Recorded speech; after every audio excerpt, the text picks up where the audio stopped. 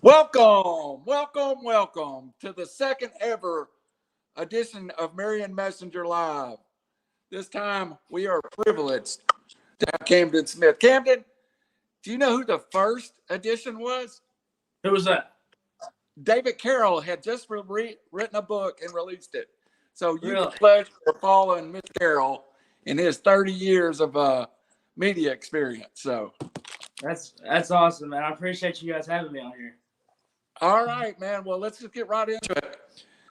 So about last January the 1st, I was one of the guys sitting here on my little phone, 1201. I went in and I was just astounded it was there. It was like when I first loaded it and I saw it, I was like, holy crap, Camden made a song. Yeah, it was weird.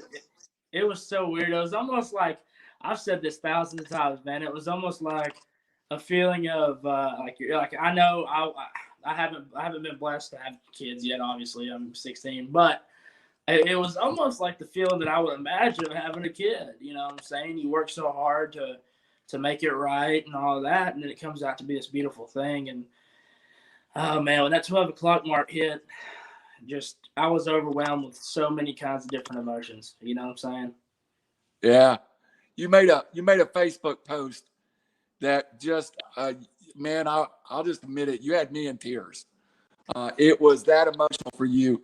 And of course, Camden, I mean, I'm guilty too. I forget you're not 25 years old. You're 15 years old when that's coming out. You know? Yeah, I did too. You're 15 years old and already got a music on iTunes. It had to be I was 15. I was 15 when I released a song. I'm 16 now. I released my second song. So okay. Yeah. All right. So cool, was this the same team that helped you the first time around, or is this a little different team? In general, the same team. You know, I went to Dead Bird Music in Chattanooga, where I went to record my last song, and I came in, and the producer Dren Michael, he played guitar. Every stringed instrument on that song he played, and it was really three people with this one. It was my uncle Johnny Smith on the drums, who also played on the last one. Dren Michael, the producer, and stringed instruments, and his wife Amber Carrington Lewis, who sang background vocals. Last time we had Radio Romance's lead guitar player Joshua Gramling, but this time he didn't get to play on it, or we didn't have him on it, and you know, he wasn't in town. There, you know, Radio Romance is on the road doing their thing, man. You gotta go check out their music, but you know, it still came out to be crazy. We got the masters like I'd say 2 days ago, and it blew my mind. It was crazy. So does Durant play the lead part on this song too? He does. I mean, lead guitar, rhythm guitar, acoustic guitar, bass. That's all Durant. Oh wow, man, that's a lot of probably studio time. Oh yeah, well, you know, the first song I had no idea what I really wanted, and it was my first time. And a lot of artists, for the first time going to the studio, I kind of just sat there in shock because I wasn't really used to being in that kind of environment. You know, I'd grown up my whole life being the one asking these guys if I can get them a water or a coffee or whatever. And here they are, hey man, do I need to get you a water? And it's a little overwhelming at first, but you know, I've learned to, this is cool, but it's time to get to work, kind of thing. You know what I'm saying? So it's a blessing to be able to go to Denver, man. It's a great place, and I've been happy with everything that they've worked on for me and for other musicians. So I haven't heard the song, but by the cover art right above your head in the right hand corner, a little more maybe hardcore country, little more edgy, or what? Oh yeah, most definitely, man. You know, I'm just gonna put this out there right now, and I've been asked this question so many times. The title, the wording, for those who've heard it already, and you know, the cover. It's like, me personally, I've never drank before. Okay, I don't drink. I just don't do that. No, I mean, no problem if you do, but it's still a very real song for me. No doubt. So that doesn't take any of the feel for me out of it, or meaning out of it. But Yeah, man, it's a little more influenced with my opinion about things, and it's got my new car in the album cover, a 2008 DTS Cadillac, and a little bottle of Jack Daniels that we got from a buddy of ours. So it was cool. If you look at the cover for River City Media, it has a girl holding a bottle of Jack Daniels. So, and I'm a non-drinker too, but Yeah, it's yeah, part of it's our culture here, man. it's the gimmick, man. Yeah, Yeah. yeah. Well, the first song you wrote, I love the song, by the way, and love hearing it live. I think I almost prefer the acoustic version when it's you and Ben. Yeah. I really like that version of that song. Yeah. Ben, man, I really love playing with him, man. I'm a firm believer if in any walk of life, in any profession that you're in, if you surround yourself with people that are better than you, skill level wise, and how they carry themselves, and you too will succeed and get higher in what you do and better at what you do. So Ben, it's funny. He's been with me at my first ever show down the road here. A buddy of mine had a birthday party in a little cabin they rented out, and me and Ben and some, two guys that I know, we put a little band together, and just one little speaker, and it was my first show ever, and it was pretty neat, going from that little cabin to, back in June playing for Confederate Railroad, so. That guy's been with me for the whole ride so far, and he will be, and I'm definitely gonna bring him back on the road if I ever get that opportunity. But Ben's my brother, 100%. I love that guy. That song, your first single, was really it had an acoustic feel to it almost at times. Yeah. So it's a good stage acoustic song. Is this song in that pattern, or did you go with some different influences? Well, I mean, I can play it on an acoustic guitar, but I really don't know how to explain it, to be honest with you. It's cool. It's unlike anything that I've ever heard. It has a lot of different influences. With guitar, you got really crunchy guitars. Almost. I remember listening back to the solo, and it was almost. It was almost like a Slash kind of sound. You know what I'm saying? Yeah. And just heavy guitars and heavy drums and all that. And it can be played on an acoustic guitar, but it really does the song justice to hear it with a band. So, which I will be playing it, at future shows. Yeah. Well, we're going to get there in just about a minute. So yeah. One last question about the new single. What is the title? Have you released a title? Yeah, it's hard to hold on the bottle. It's a little bit longer, but we tried to shorten it. It was funny. We were talking about shortening it. It's like, well, it doesn't really get the point across. Hard to hold. It's just so hard to hold on the bottle is the title, and it's coming out November 25th on all major platforms. Spotify.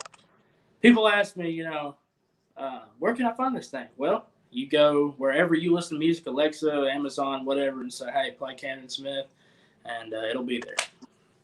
But hey, I'm a iTunes guy, and it was there 2 minutes after you released the first single. So it'll be available on iTunes, I assume? Yes, sir. Yes, sir. All right. I'll wear out iTunes. Yeah. I'll be within the first 30 seconds of it being released. So I appreciate that. All right. A lot of the new music developed after we'd already scheduled this show. I'm excited about the new music, but really this show, what we wanted to talk about was what I think is a huge leap of faith in your career. We are, you and Ben have been doing a lot of shows together. You've played with bands. I think you've been just picking up band members and kind of moving them around. But a week from Thursday, I believe, is it Thursday night? Yes, sir. 9 o'clock, Clyde's HiFi full band show. Wow, that's a leap there, isn't it?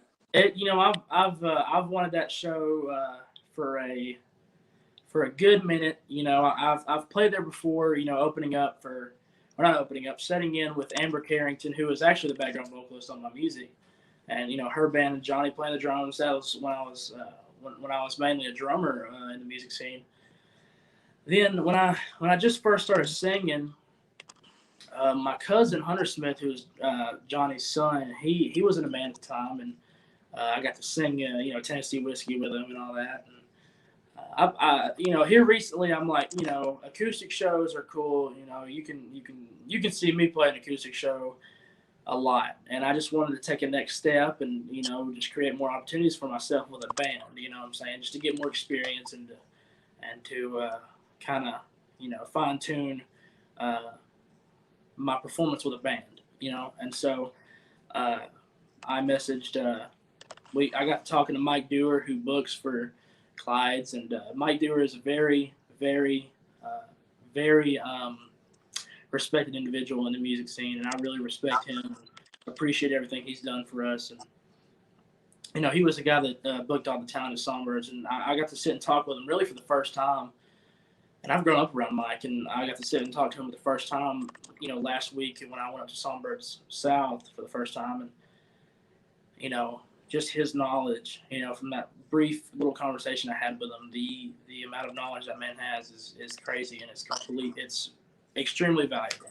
I totally respect Mike Dewar, and I appreciate him investing in us to let us play this show. So I'm excited. So, Camden, have you put together pieces of a permanent band, or how are you working it now? Yeah, so my band, I've played with different people before and all that, but the guys that I really enjoy using and I feel most comfortable using on stage with me, I'm just going to list all of them. Is first of all my drummer, Taylor Locklear. He plays for my buddy Chase Baker, and he's great drummer. He's a really fine drummer. And he's really solid, and that's one thing that is kind of a blessing and a curse. But at the end of the day, it turns out to be better for you.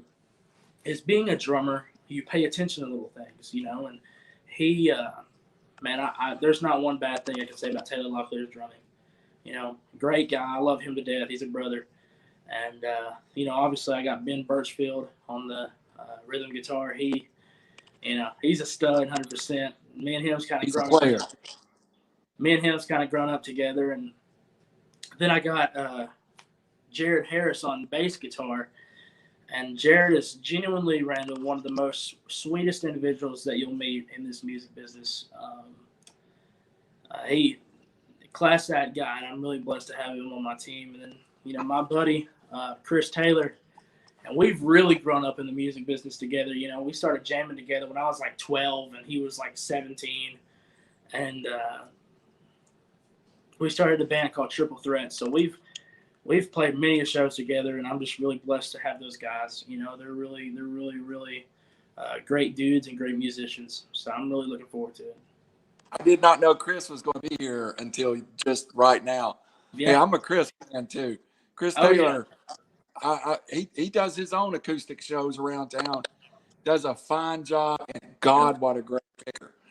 He is first class. If you want to be entertained, catch him on Facebook one day when he just feels like good riffs.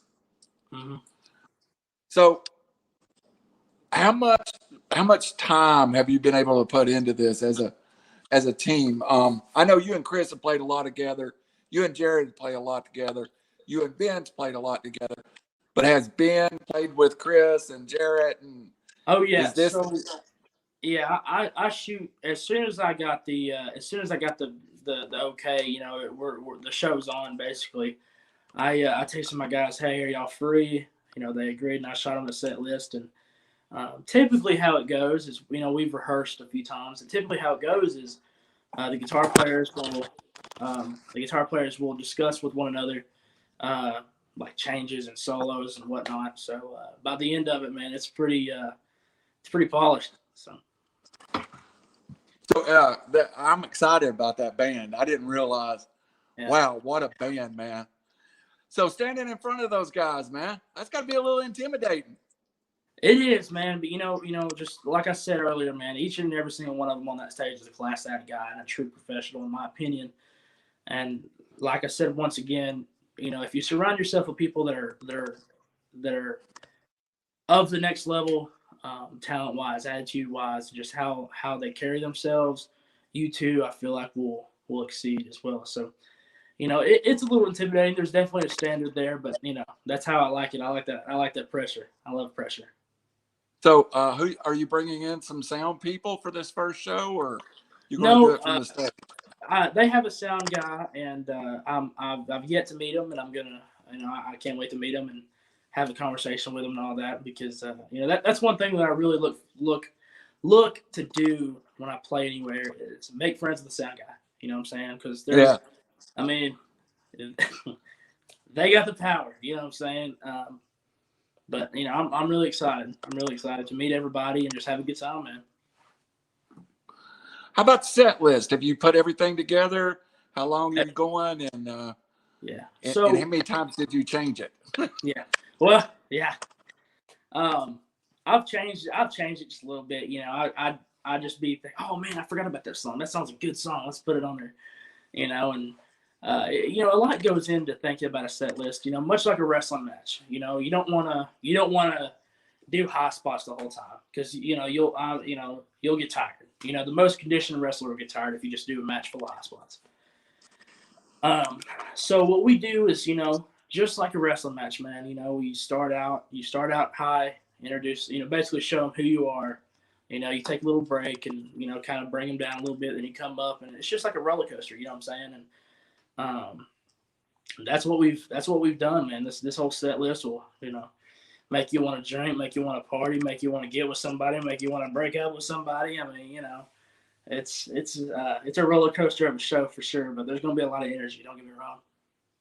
Is it hard to pick where to put your own material versus other material? So I'm actually playing most of my songs and all that. And what's cool is, and what's also great about having a band that's not only talented but really versatile with their styles and their playing, is we're not just playing country. We're playing, I know we're playing some Shinedown. We're playing some Green Day. Actually, we're playing some Nice. Sublime, and maybe some Nirvana.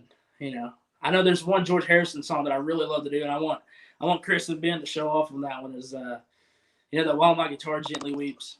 That song. One of my favorites. I love that song, so we're gonna be playing that one. It's gonna be crazy, for sure. So that leads me to a question I wanted to ask you, and I was kind of debating whether asking you or not, because I am a big follower of the new Nashville scene, where we're getting a lot of different genres coming together in country music. You got somebody like Hardy, who's really from a rock background, that comes in and his music it's country, but you can tell he's a rock guy. You got somebody like Ernest, who's a rap guy and almost writes in rap bars. Yeah. Do you find other influences of music coming into your country music? Yeah, to me, you always. I feel like as long as humans are on the earth, you'll have the argument of country's fake, blah blah blah blah. And the way that I look at it, is, I will admit, dude, country's not like it used to be, with the rhinestone suits and all that. And I really do respect those guys, and like Johnny Paycheck, Porter Wagner, Leroy Van Dyke, Marty Robbins. I respect those dudes, and I really do my research on them, because it's been instilled in me to appreciate those who came before you and basically pave the path for you. So, Hardy, there's a lot of guys that are different. There's a lot of rock and roll and metal almost coming in, especially with drumming coming into the country music now. Hardy, he's his drummer now is actually Morgan Wallen's drummer, and he has crazy chops, man. I mean, he's just he's crazy. Yeah. And but metal, it's evolving, dude. It's just one big evolution. That's the real beauty about music, is there's no rules and there's nobody telling you what to do or how to do it. And especially with my song too, it's like what you're gonna get, what you got in January is completely different than what you're gonna get in November. Right. And I've said this 1,000 times. You know what I'm saying? The day somebody tells me, "I can't put influence into a song," is the last song you'll hear from me. And I really do my research on them, because I have been, it's been instilled in me to appreciate those who came before you and basically pave the path for you. So, You know, because that's the thing about music is just it's you. You know, it's really my way to express myself and express whether I'm sad, happy, you know, whatever the case may be. And you know, things have got to change. You know what I'm saying? Or else we'll be listening to the same song, you know, 100 years from now. A lot of people, older people like me, my age, you'll hear them talk about country music and they want everything to sound like it did in 1984, but it really is. You know, it evolved from what Johnny Cash did in the 1960s to what he did in the 2000s. Yeah. Vastly different. There is a young feel country music right now. You I know you're a big Cove fan. I'm a big Oh Cove yeah. fan. Oh But yeah. I mean, that doesn't feel like what was on the radio 10 years ago. But to me, it's country as country can be. Yeah.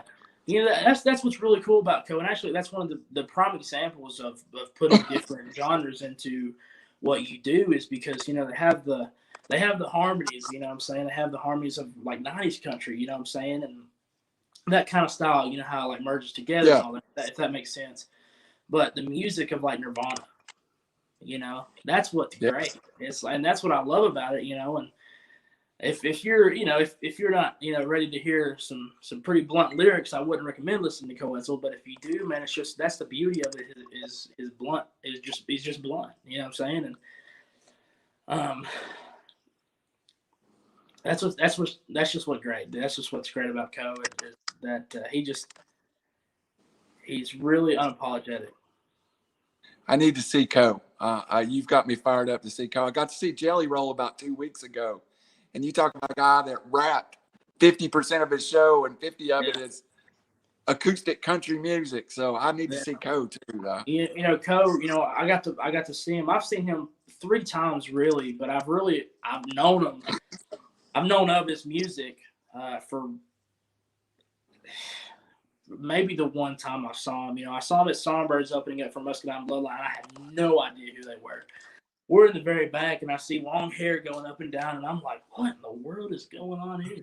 You know, and then, you know, we got to know each other. Dre, his manager, and my dad, you know, Dre's a big wrestling fan, and my dad obviously was a professional wrestler. And so they've known each other, and they came to the Signal back in February before COVID hit. And that show, we got to sit side stage, man. And I'm telling you this right now, that show changed my life. It changed my life. I don't know what it was, but something just changed. I don't know if it was just like my innocence when it came to lyrical, like you know what I'm saying? It's just it changed. It was crazy. And I've been hooked on him ever since. And we got the chance to go see him in Maryville. And this was a pretty cool story. So we get there, say hi to Dre, and he's like, you know, first of all, it's the Shed and Maryville, and that place is a complete, like, first class music venue. I'd love to play there one day. But so we got to go there, and I got to, you know, hang out with Dre, and I watched all of like Coe's little videos and all that, and seeing, you know, the people he's around, and I'd see him walking around like, oh my God, there's the guy that he like fought or whatever, and there's a guy that like threw water on his bed, you know, and Dre came up to us and was like, hey, Coe's eating right now, and I'm thinking to myself, I'm like, I wonder what he's eating. You know what I'm saying? Like, I've never really been starstruck over somebody because, like I said, you know, growing up in the wrestling or like around the wrestling business, you get to meet guys that are, you know, world famous. You know what I'm saying? So I've never really got to experience what being starstruck is. And so he came up to me, and I'm kind of a big teddy bear dude. You know, I'm emotional. You know, it's just I'm really sentimental. There's the thing. And Dre came up to me with a piece of paper folded up, and I'm like, you know, is this our fine? I don't know. I mean, you know, what is this? You know, but I open it up, and it's a set list signed by Coe, and it says to Camden, stay cool, signed Coetzel. And that brought me to tears, which was cool. It gives me chill bumps talking about it right now. But he was like, you'll get to meet Coe here in a little bit, you know, and I'm like, what? You know, he walked away real quick because they're busy. I mean, they're putting on a killer show. I mean, it's not a sit around kind of thing. He's working on their feet. All them guys are really hardworking individuals. And I'm like, what? And I'm first of all, I was like, what did he just say? And second of all, it's just like, Man, I'm not really going to get my hopes up because I know how it is, saying you're going to do something and then, 20 different things come in your mind, putting on a show, especially, being around a show and production and stuff. And it was so cool. He looked at me and Dad, he goes, and they opened the gate for us and everybody's like, what are they doing? We walk and we get to go on his bus and he opens the door and I see Co and I'm like, oh my God, like that. I mean, like that's the dude, you know what I'm saying? Like I tell Dad this all the time. I'm like, thousands of people are right outside this bus for that guy right there. Yeah. Dad's, every time I explain it, he's just like, okay. You know what I'm saying? But it's weird, man. I don't know. I think about that kind of stuff like that. But dude, it was a crazy experience I'll never forget. And I'm really grateful for the hospitality them guys have showed us, for real. I've been lucky enough to meet a lot of people in my life, and I think I've went starstruck a couple of times in my life. Definitely Ric Flair starstruck me, and also Peyton Manning starstruck me. And it's a different feeling when you look up to somebody and you get to, they're just there, you're having a one-on-one interaction. So that's awesome, dude. It was awesome. It was super cool. It made me realize, if I'm ever blessed, if God gives me the opportunity to ever be at that level, and there's a 16-year-old who looks at me the same way I look at Co, and same way I look at Co, I hope that I can make their day. You know what I'm saying? By giving them a guitar pick, telling them, hey, it's Camden and whoever, and it's really special. Even now, earlier, even before this interview, 2 kids, I was at Ingles here, and in no way am I at some huge level, when it comes to success or music or whatever, but it's pretty cool when 2 little kids, I have no idea who they were, right? They're like, hey Camden, wave at you and all that, man. That just gives you a really heartwarming feeling, and that's really the main reason why you do it, man. I will tell you that, my daughter, you've met her, Annalise. She's playing clarinet. Asked for guitar lessons. We're starting them, and I'll tell you, I lay a lot of that at your feet, and us going to see you play, and influencing her to love music. So she had no desire to join the marching band. Now she's in the band, and when I asked her the other day what she wanted for guitar for Christmas, she said a guitar. So it does make a difference, man. Even right now, you're influencing people. So that's a big deal. It's a big deal. Well, so man, I appreciate people like you, man. Getting behind the music thing and showing up to shows. That's a big deal too. I have I have a ton of people, and I'm really grateful for those people. Saying good job or giving me advice and constructive criticism, which I'm very grateful for because they're putting in their opinion to make me better, and that really means a lot to me. But it really means the world to me, man, that you guys actually take the time out of your day to come to shows, and I'll be forever indebted to you guys, man. So thank you. And we do it because we love being entertained, and you entertain us. And someday when you get that record contract, I'm gonna call your dad and say, hey, I want that backstage pass finally. Dude, always, man, always. That's always. Me and my boys. Well, we're running out of time. We could have talked. I could talk it for an hour. Oh, dude, but it's crazy. Let's get all the big stuff again. Yep. In the last 2 minutes we've got here, let's start with Clyde's. I know you've got. Can you talk about other shows yet, or do you still got a couple of things? So, I got a show in Rome, Georgia, November 27th, 2 days after our release. Hard to Hold on the Bottle. I will be announcing that, and I'll text you about it. I'm pretty sure I've texted you about it, but I'll text you about it. Yeah. And get you guys tickets. But it's a show I've wanted for almost 2 years, so it's a big deal and to me. But no, October 28th, Thursday, Clyde's on Main in Chattanooga. I'm not really sure the age limitations there, but I'm pretty sure it's $5 at the door. Music starts at 9, going on to 12 o'clock, and then November 25th, Thanksgiving Day, I will be putting out my new single, Hard to Hold on the Bottle, on all major platforms. So, y'all go get it. And, let's take it to the charts. Hey, man, we won't go long till we'll have something else to announce. So maybe we'll get you back on in a few weeks, but we love having you on. Camden, you are I can't even say mature for the music business and your beliefs in it. And we got a lot of people out here cheering for you, including me. I respect your love of music, and that's what comes through up front. So we'd be remiss if we didn't plug your dad's show too. Set the Hook with Rose. Yep. And I think locally that's on Nooga Radio still. Yes, sir.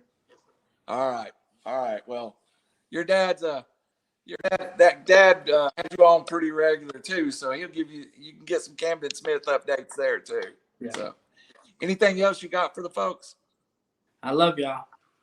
All right. Great to have you again, Camden Smith. Clyde's HiFi, new music, Thanksgiving Day. And if anybody beats me with the download, I'll buy your download for you. So I'll be there early. Thank you, Cam. Yes, sir. Thank you, man. I appreciate it.